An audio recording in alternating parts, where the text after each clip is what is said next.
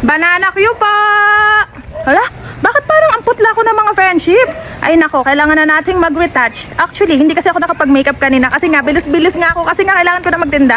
So ipapakita ko sa inyo yung go-to lip tint and lip mousse ko. Wait lang. So ipapatong ko muna kayo dyan mga friendship. Ay, di ba? So ayan. So mga friendship, kailangan na nating maglagay ng ating lip liner. So ito yung mga ginagamit ko mga friendship. So galing to sa Cloud Beauty. Ito yung kanilang lip mousse. So ang shade nito is CB06. Ayan. Tapos, syempre ang ating walang kamatayang, ano ba to? Color changing green therapy blush serum nila. Grabe mga friendship.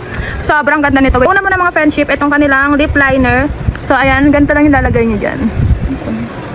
Grabe, hindi pwedeng mahagard tayo pag nagtitinda. Syempre kailangan maganda pa rin tayo, no?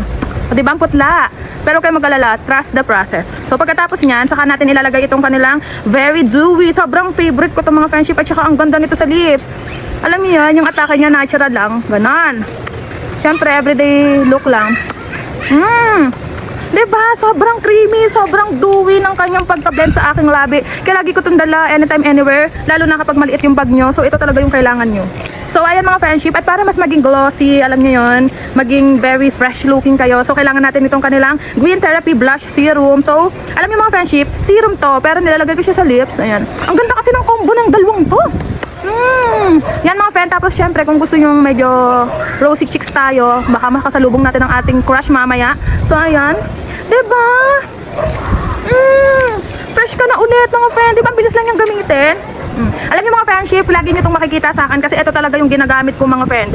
Kung gusto niyo na makatipid kayo, ito talaga yung bilhin natin mga friendship. Sobrang dami ng laman nito. Ayan, sobrang tagal ko na rin itong ginagamit pero nakakatipid ako kasi hindi ako bili ng bili. So yun lang mga friendship, ready na ulit magtinda. So ang ganda na ulit natin.